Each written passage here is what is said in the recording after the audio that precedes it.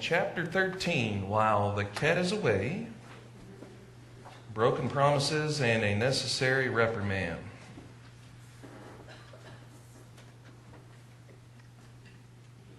So, following the dedication of the wall, the time came when Nehemiah would return to Persia in the 32nd year of Artaxerxes. During this time, while he was away, the people began to descend into some of their old sins. An old enemy resurfaces in an interesting fashion, and many of the commitments voiced in the time of revival have now proven to be empty words. A necessary rebuke would be on the horizon for these wayward individuals when Nehemiah would return to Jerusalem. So, Dad leaves for work. Things go crazy at the house, and Dad's coming home, and it's about to get real. So, the situation we find here, I've read different things about we'll see here in these first verses, about how long he was away, but there's no real way to pin down how long he was away, whether it was a short amount of time or a number of years, but there was a period of time where he was away. So we're going to find out about that here shortly. So, wrapping up the last few verses of chapter 12, we have further reforms. Now, there was a few other things that they were still implementing on the day around the time that they dedicated the wall. So one of the other things that Nehemiah did, we find in verses 44 through 47 of chapter 12. He says, "On that day, men were also appointed over the chambers for the stores, the contributions, the first fruits, and the tithes, to gather into them from the fields of the cities the portions by the law for the priests and Levites. For Judah rejoiced over the priests and Levites who served, for they performed the worship of their God and the service of purification, together with the singers and the gatekeepers in accordance with the command of David and his son Solomon. For in the days of David and Asaph in ancient times there were leaders of the singers, songs of praise and hymns of thanksgiving to God. And so all Israel in the days of Zerubbabel and Nehemiah gave the portions due the singers and the gatekeepers as each day required, and set apart the consecrated portion for the Levites. And the Levites set apart the consecrated portion for the sons of Aaron." So we have further reform here. On the day of the dedication of the wall, appointments were made as to who would organize and store the contributions of the first fruits and the tithes, and which would provide for the priests and the Levites who served at the temple. The people rejoiced. Now this is an interesting thing here. The people rejoiced over the priests and the Levites who were serving. Now isn't that an interesting statement? Why did they rejoice over the priests and the Levites? Why was that a big deal? Because you realize two sons have been crooked? Well, no, hold on, let me think here. That's in 1 Samuel. So that would, no. Yeah, that's a different situation. But you could say indirectly, Larry? Wouldn't it be bringing back the ways of the past? I guess bringing forth what God intended to begin with. Okay, so the fact that there was restoration. What else?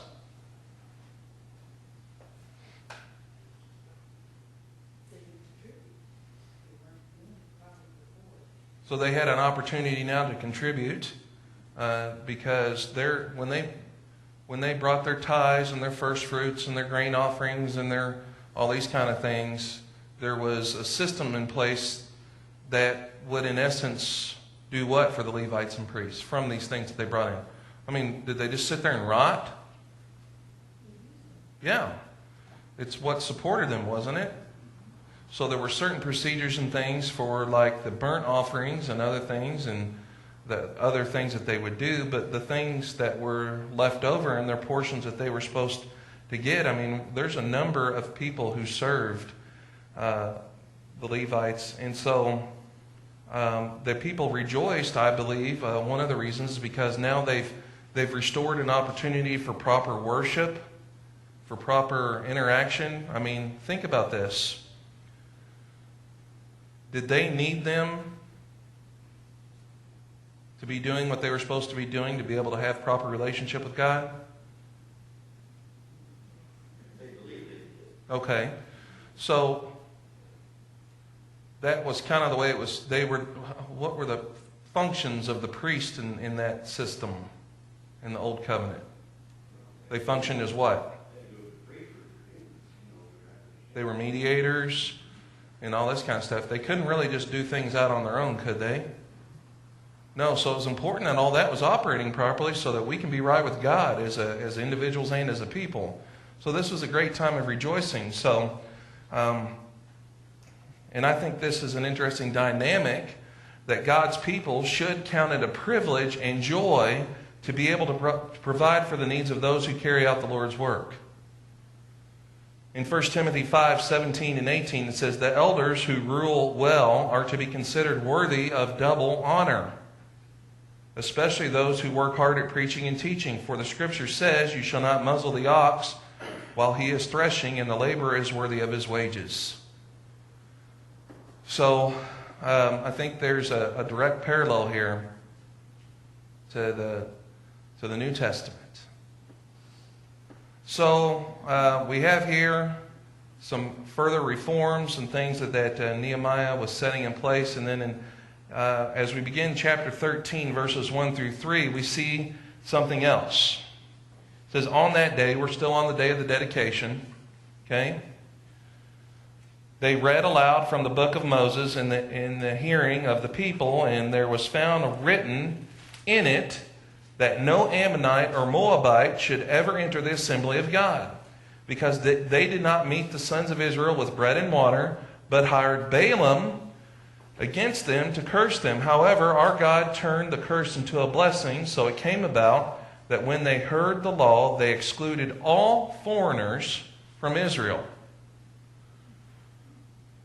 Well, that's just racist. That's cruel.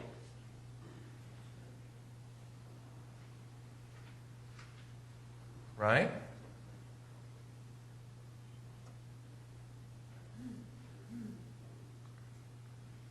So what's more important at this point to them? At this point?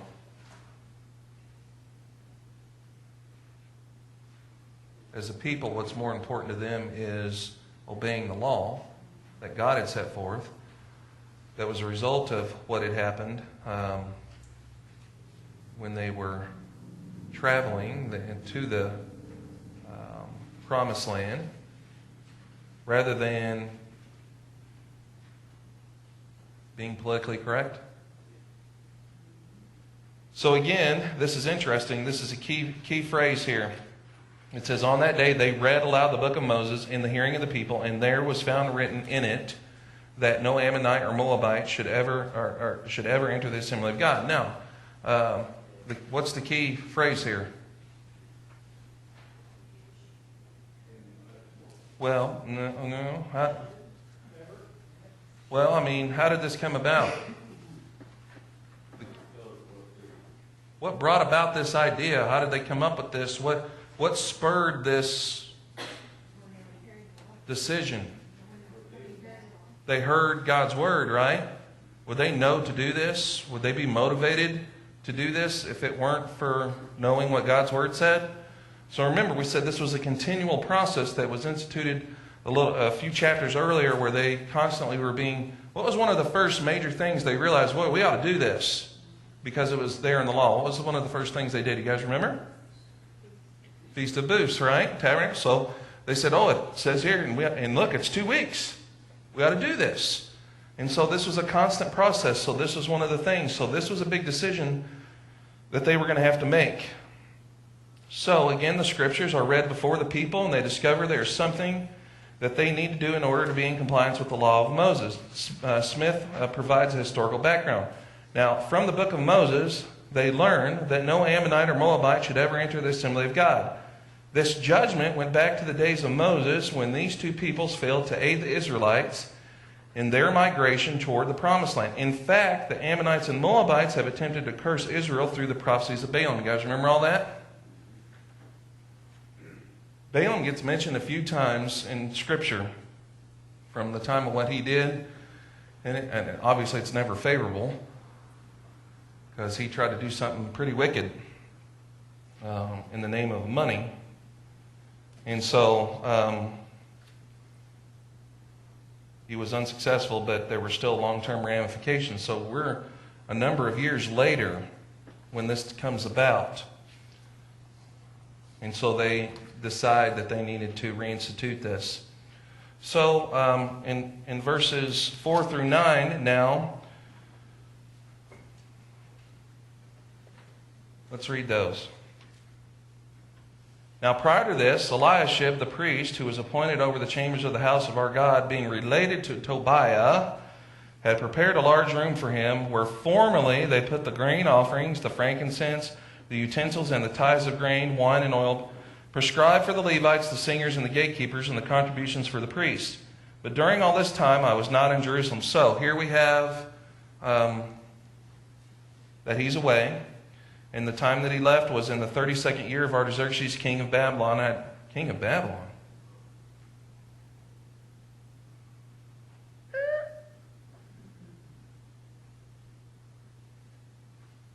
Well, whoa, wait a minute.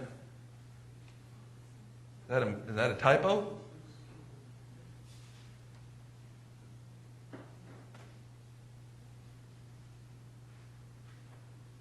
Well, what would we expect to find there? Persia, right? So is this wrong?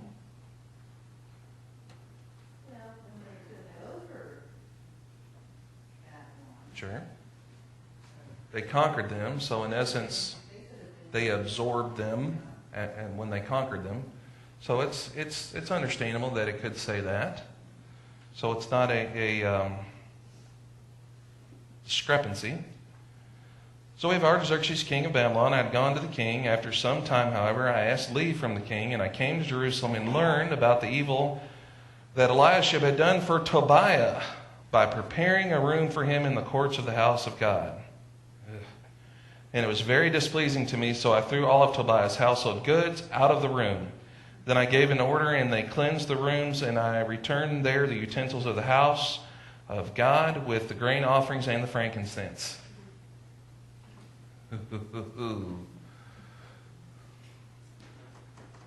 Man, Eliashib was a weasel, I think. Man, that was a pretty bold move there. Now, how was Tobiah related to Eliashib? They were by marriage, right? So they were related by marriage. Was it Eliashib's daughter that he married? What's that? Tobiah's daughter that married into Eliashib's family? So, okay, we'd have to go back and recall that. That might be something that pops up next week. So, might be the final round. That'd be a good thing. So,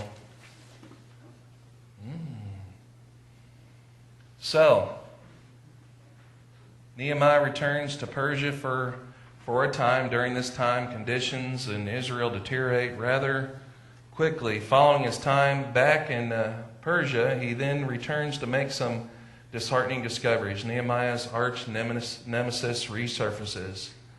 Eliashib the high priest, related to Tobiah by marriage, cleans out a consecrated room in the temple for Tobiah to live. Now, I read some different things that said it was just a place for him to store his stuff, but I think it was more than that. I think he had set up camp there. That he was living there. So the things that were supposed to be there, the contributions which were promised in the aforementioned verses, were to be stored here. Now, if you go back to verse 44, on that day men were also appointed, of chapter 12, the contributions, the first fruits, the tithes, to gather them into the fields of the cities, and so forth. This is where these things were to be gathered. This is where they were to be stored, along with utensils for the temple, and also for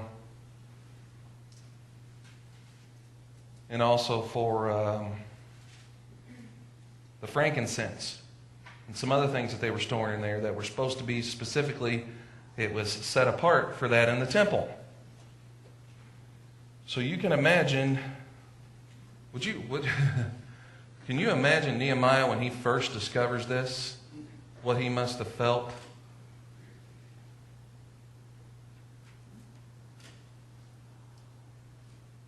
How would you have felt?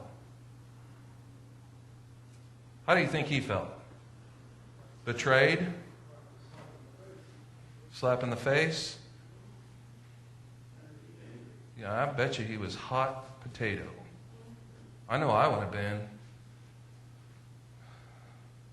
But we know we have a track record here that is he going to like lose control and go off here? But is he either going to look away? No.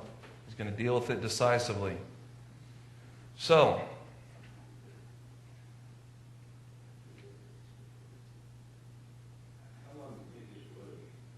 that's a good question. I've seen some that said it was a number of years, and other times it wasn't too long. But I think it was a substantial amount of time. It's really, there's no way to really determine it according to what I was reading. You would think that if it was a short amount of time, like a real short amount of time, the angrier you would be.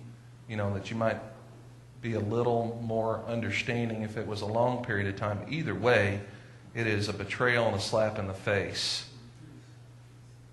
What did anybody have anything on the time period? Or some other comment? Sure, go ahead. I was thinking it's similar to Paul in the situation with the ladies. So quickly, Oh, me, you dirty rat. You're stealing my thunder. Yeah. Coming up in a couple slides. So, I meant that in an affectionate way, not rude. So Nehemiah returns to find this desecration and acts firmly and swiftly. He threw out all of Tobiah's household goods. I bet you he didn't waste any time. He went in there and started cleaning house. Did I skip one? You didn't get this one? Oh. Yeah, I'm a dirty rat.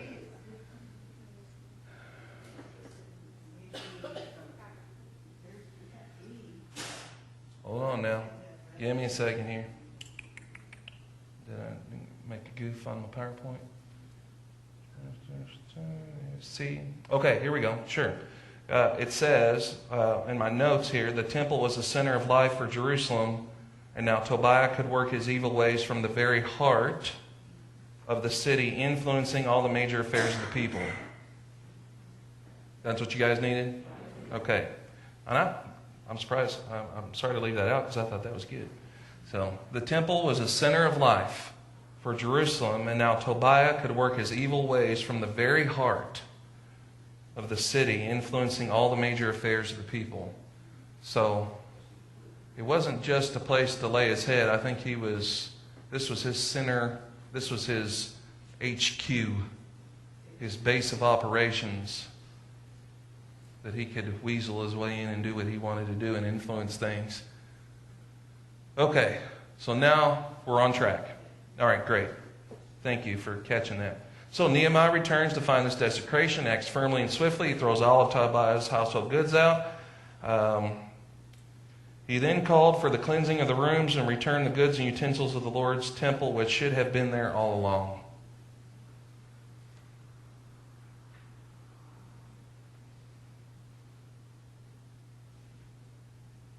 So this is just the start, though. Yes?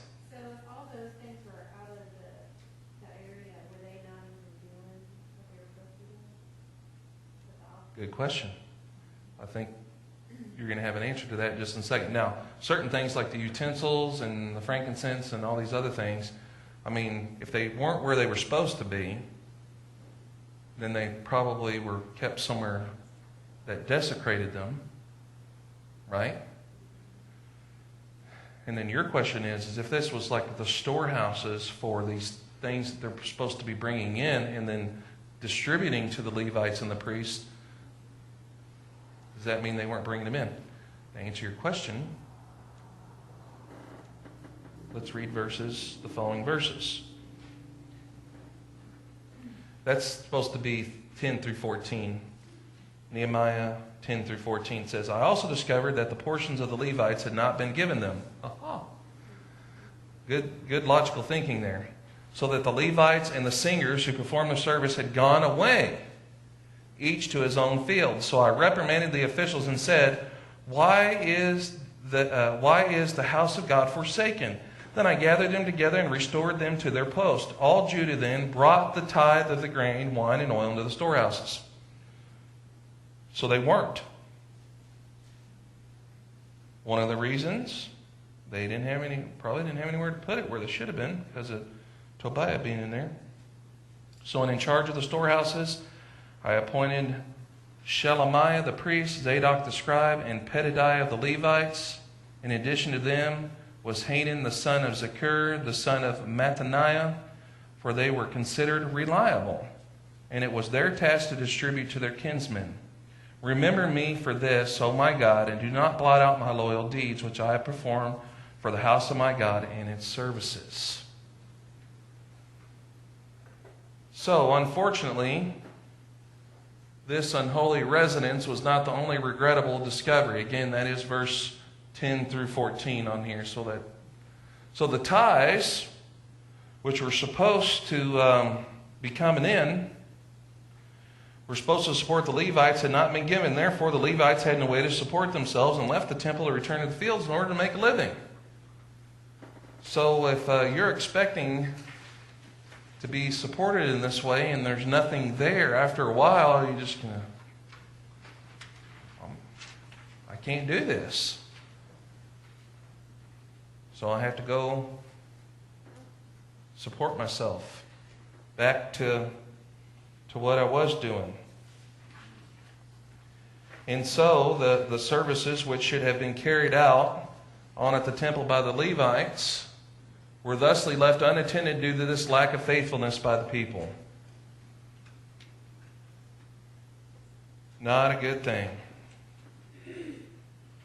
So what does Nehemiah do now?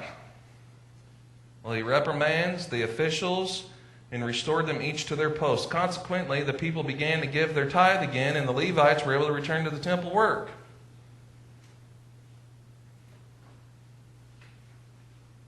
Now, here's a question. There's many places that we've read that Nehemiah appointed individuals, delegated, that there was someone else, a second person in charge, right? So the question begs here, there's two possibilities as to why they fell away like they did. What are some of your thoughts as to, even though that he appointed these individuals, why did they end up in the, why did they start doing these things again? What are some possibilities? Pride? That, on whose part? The ones the people themselves, or the ones he put in charge? Okay, so maybe they took advantage of their position, or they felt they were big shots, that kind of thing. What else, Steve? To me, it shows the Old Testament rule, or Old Testament leadership had a lot of shortcomings. So you see who was in charge. You had one person, the high priest. So when he chooses to go astray, there's nobody there to correct it. I mean, there was other priests, but when the high priest says this is what's good. So apparently Eliashib was unreliable. That form of leadership has changed in the New Testament. Okay. I think there's a reason for that. So there was no real system of checks and balances? Yeah. Interesting thought. What else? Very strong in their religion, if you want to call that religion. Okay. So they were still kind of new to this again? Their roots weren't really deep, possibly. People always went back. Yeah, there were definite patterns. Now, I've seen this happen a couple times when you have certain types of leadership. You can have someone who's a great leader and able to organize and motivate and get things done, and they pretty much hold all the strings. And so when they're removed from the situation, what happens?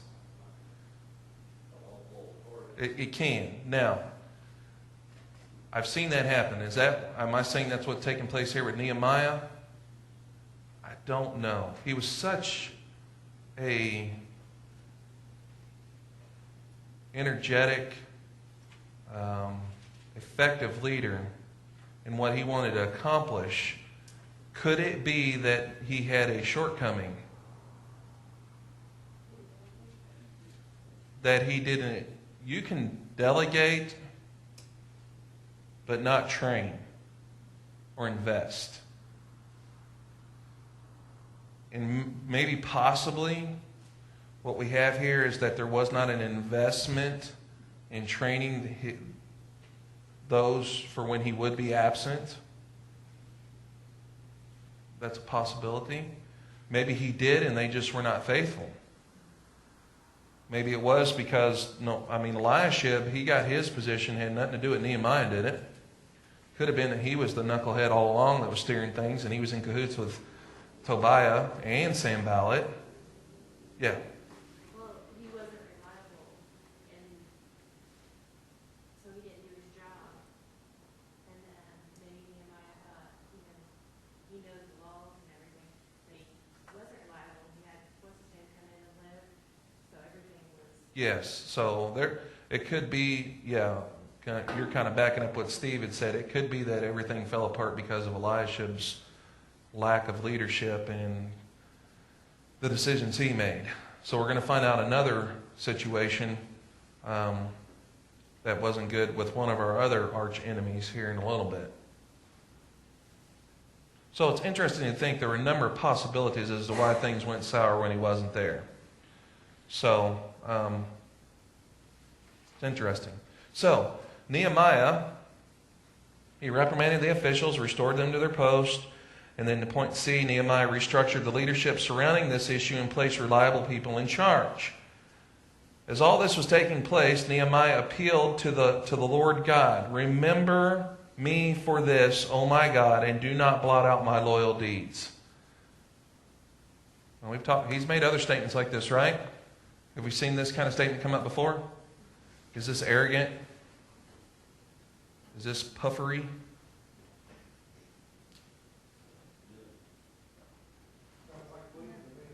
Sounds like what? Pleading. He's pleading. Okay. It is a plea. Maybe he realized he goofed up, he's asking God to remember all the good things I've done versus the bad things. No, I don't even think it's the good things. I think that he had a job to do, and he did that job. You turn your back on what they do, that's not his responsibility. He puts them in charge, they should have continued on. If you put in bad leadership, it is. Yeah, there may have been some personal responsibility here. Because we were talking about this. Maybe he felt like he didn't, like I think you're saying, maybe he felt like he didn't properly train and appoint the right leadership while he was gone. I'm leaning a little bit more towards the fact that you get back in town and this is what I've got to deal with.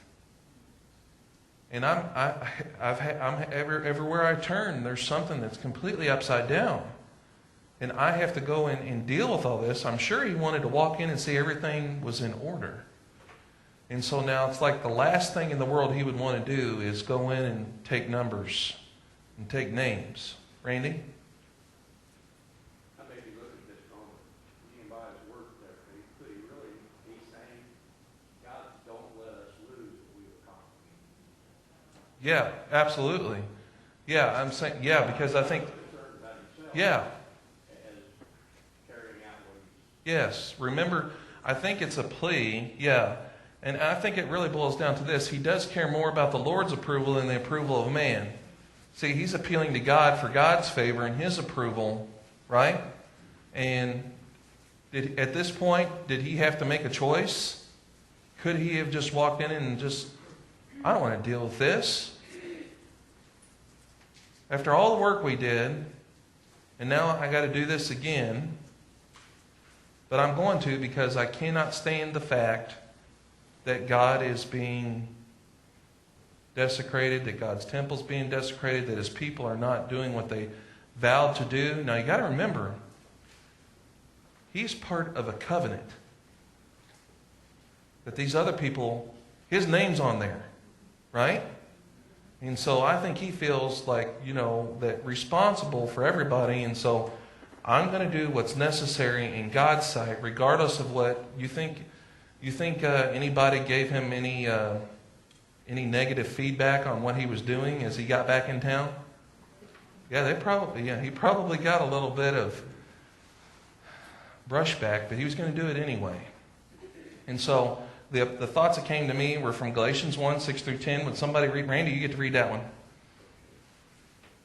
1 Thessalonians 2, 1 through 6. Would somebody please read that? And someone else look up John 12. 1 Thessalonians 2. Who's got that one? Who wants to do that one?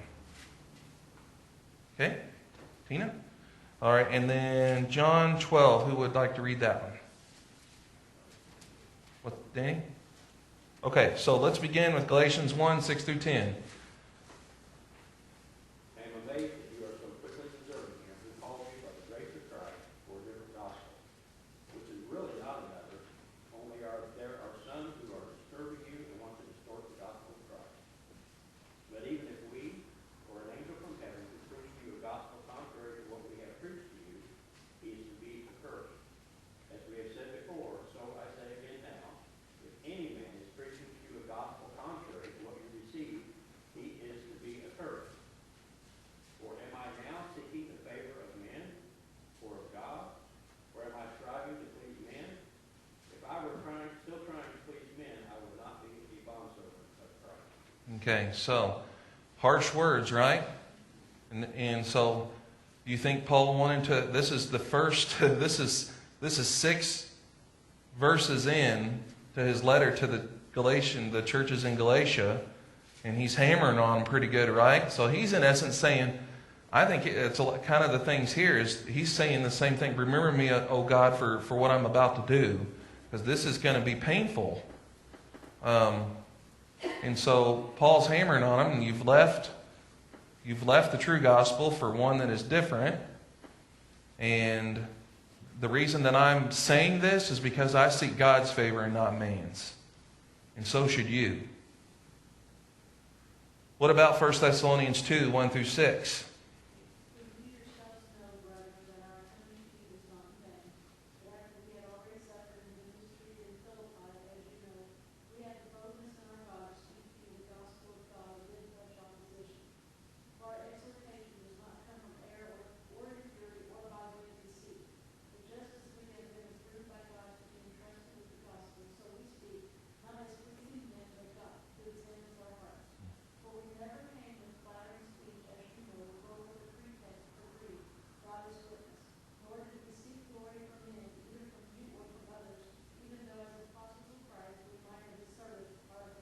You guys see the same dynamic taking place there, right?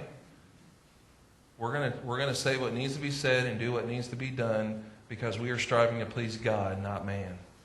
And then in John 12, 42 and 43. Nevertheless, many even of the rulers believed in him, but because of the Pharisees they were not competitive, each they should be put out of the synagogue. For they loved the approval of men rather than the approval of God. Yeah. So, this is what came to mind as I was reading these verses when Nehemiah says, remember me, oh my God, and have compassion on me according to, there's different things that he said. There's different times that he says it throughout. And every time it's right after he brought the hammer. We've not seen anything yet. it's about to get ugly. You'll see here in a minute. So I think he's appealing for God's favor because he knows that he's doing some difficult things for him. So verses 15 through 22. Let's see what the next thing he's dealing with. In those days I saw in Judah some were trading wine presses on the Sabbath and bringing in sacks of grain and loading them on donkeys, as well as wine, grapes, figs, and all kinds of loads, and they brought them into Jerusalem on the Sabbath day. So I admonished them on the day they sold food. Also men of Tyre were living there who imported fish and all kinds of merchandise and sold them to the sons of Judah on the Sabbath, even in Jerusalem. Then I reprimanded the nobles of Judah and said to them, "What is this evil thing you are doing by profaning the Sabbath day? Did not your fathers do the same, so that our God brought on us and on this city all this trouble? Yet you are adding to the wrath on Israel by profaning the Sabbath." And it came about that just as it grew dark at the gates of Jerusalem before the Sabbath, I commanded the doors be shut, and they should not open them until the Sabbath. Then I stationed some of my servants at the gates, that no load should enter on the Sabbath day. Once or twice the traders and merchants of every kind of merchandise spent the night outside Jerusalem. Then I warned them and said to them, "Why do you spend the night in front of the wall? If you do so again, I will use force against you." From that time on, they did not come on the Sabbath. And I commanded the Levites that they should purify themselves and come as gatekeepers to sanctify the Sabbath day. For this also remember me, O my God, and have compassion on me according to the greatness of thy loving kindness. So here we have another issue.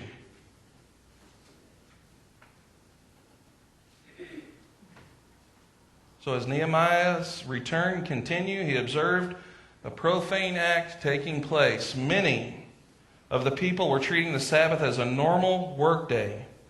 Nehemiah dealt with this sin decisively. He ordered the gate shut. Here's what he did. He ordered the gate shut before dark. He stationed his own servants at the gates to make sure no commerce was taking place. So for a time, early on when this was going on, when they first came up to the Sabbath, he stationed his own people there so that he would have people that he trusted, his own servants, make sure that they're not doing anything, that they're not trying to continue this. Because if commerce is going on and now we're taking a day out of that, that means somebody's what? That someone's pocketbook is being affected. So they might try to subvert his decrees. So he also confronted the foreign merchants who camped just outside the walls. So they hung around, maybe for people that were working near the walls or on the walls, and maybe they were trying to find a way to get their stuff in. You could see that maybe some shady things were going in. So he said he observed this a time or two and said, "All right, if you come out here again and hang out here, you're going to be met with force. It's not going to be pretty." So apparently his discussion with them was effective, because they said they didn't show up again. So they knew he meant business. So now, moving forward, his own servants now, having established what needed to be done at the gates, he then appointed Levites to come to all the gates and doors to make sure they would be closed and kept closed on the Sabbath. So now he's given the Levites an additional responsibility. Because where did most of their responsibilities lie? At the temple, right? So now they're going to have some that come out to the gates and make sure they're closed, so that this commerce would not be taking place. Now, at the end of this, again, Nehemiah appealed to God for his favor. I think the same thing we see happening here, that he is appealing to God. And I said it was about to get real. Now it really hits the fan.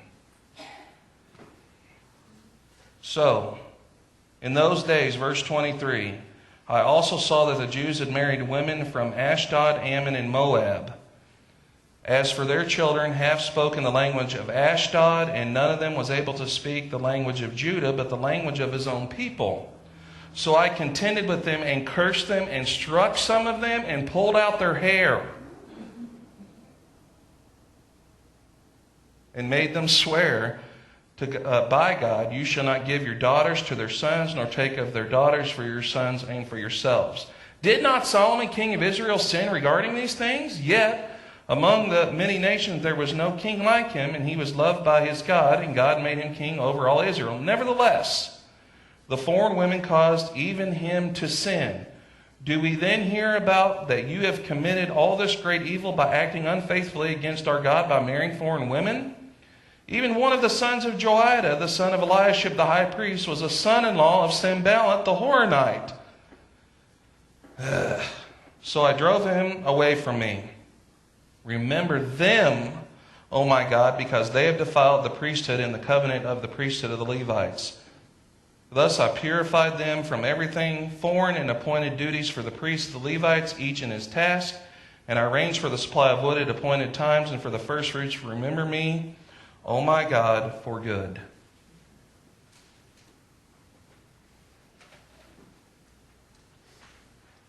Man, this must have been quite the scene.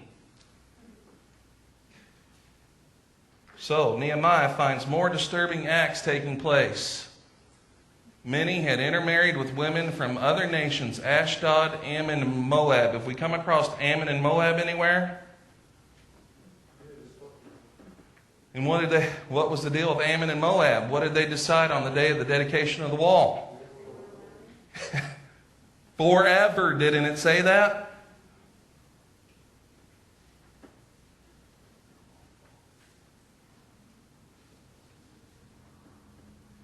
And then we have their culture was in danger. Why was their culture in danger? How do we know this? What did it say that they're... Right. That's why they couldn't read the law. Yes, so there's many things occurring here. Yes. Now, we've talked about this, is that for a nation to be unified, even in today's day and age, there must be a common language. If that comes under attack, then you end up with multiple... Well, yeah. Absolutely. And so we have this idea, and this metaphor has been used before. And I think this is the way it's intended to be. We have a salad bowl. And you take the lettuce, the tomatoes, the dressing, the onions, all that stuff. All of them represent maybe a different people, right? And you toss them up in the salad bowl. What do you have? You still have everything with its individual integrity still intact, but it's just tossed together, right? So what you have is it's just tossed together. So that's, on the other hand, you have a blender where everything is brought together into one entity, where it's assimilated into the whole. It's quite different dynamic. Now, what our goal is we want to speak specifically about America as a nation before was to assimilate individuals from other cultures into our society, and they would adopt certain things, including the language from our society, to become a citizen. Because our founders knew what was necessary, and others throughout our history, not just our founders, to maintain American culture as well. You could apply this to any other country. That if they were to come here, they're welcome to come under certain circumstances, but then they would need to assimilate. Now, does that mean they would completely forget their language and heritage? No, but they would assimilate and adopt certain things to be part of what was already there, rather than being what they are, standing right next. And so, this is what Nehemiah finds with these children when they were speaking their own languages, and so he knows that this is going to threaten their culture.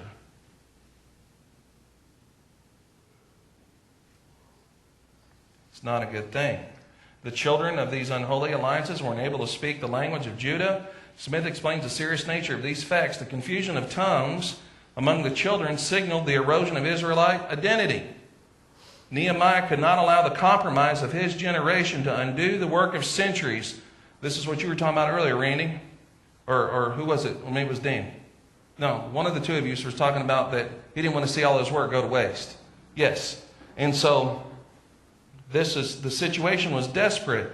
And it was so desperate, he responds with great disappointment and force. Now, he contended with them. He cursed them, placing a religious curse on them. He struck some of them and even pulled out their hair. Now, how would this be permissible?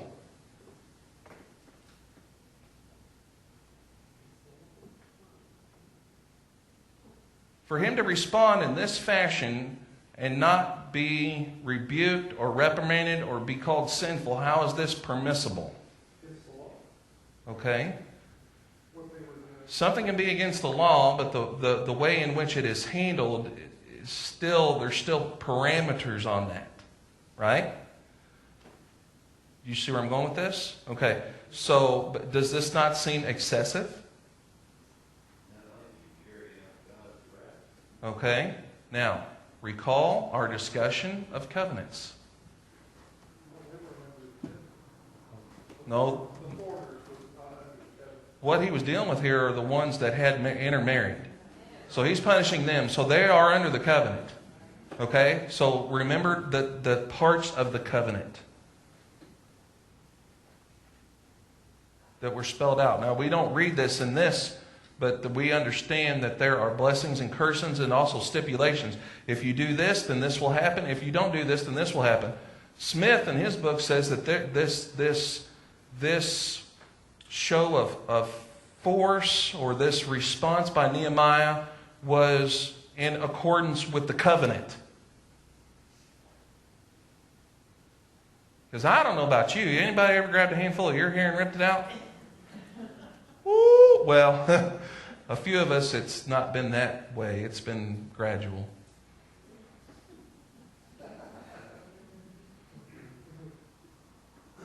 But I mean, if you've ever had that happen, you know that's a serious, that's a big deal. So apparently this was in accordance with the covenant curses and things that would happen to you if you did these things. So he made them also swear an oath moving forward. And then what did he do? This was wise. He knew of their history. Remember, we had that whole chapter where in the covenant preamble that stated all the way that God had dealt with them. And so he goes back to their history. He appealed to their history to explain the peril of intermarrying. Did not Solomon, king of Israel, sin regarding these things? I mean, what he's saying is, we've seen how this ends. And eventually, where did that land them? Yeah, destroyed. Split kingdom, destroyed, all sorts of things. There were all sorts of problems that began there with Solomon that had generational effects. And he's saying, do we really want to go down this road again? We just got back from captivity, and now we're placing ourselves in the same boat as possibility. So this is a serious issue, and he responds to this. And also he had to deal with the grandson of Eliashib, the high priest, married Sanballat's daughter. So not only do we have Tobiah married in, we have Sanballat married in. Those two guys, I tell you what. You think that was coincidence? You think they just were strolling by the bakery one day and he looked over and saw her and said, oh, she's so beautiful. I'm going to marry her. You think that's what happened in this situation? I guarantee you this was arranged and set up for the very purpose of Sanballat having an end now to the same way that Tobiah had his clause in Eliashib. Now Sanballat could as well. Absolutely. So Nehemiah drove out this grandson from Jerusalem. You're gone. And then he purified everything foreign and once again appointed duties for the priests and Levites, and he makes appeals. His appeal to God in verse 29 is that God take care of the evil, and then for God's favor as he purged the people of this evil and set things in order. One last time. So this book does not end with a flowery exposition. This is how it ends. And I arranged for the supply of wood at appointed times and for the first fruits. Remember me, oh my God, for good. So, there we have it. The book of Nehemiah.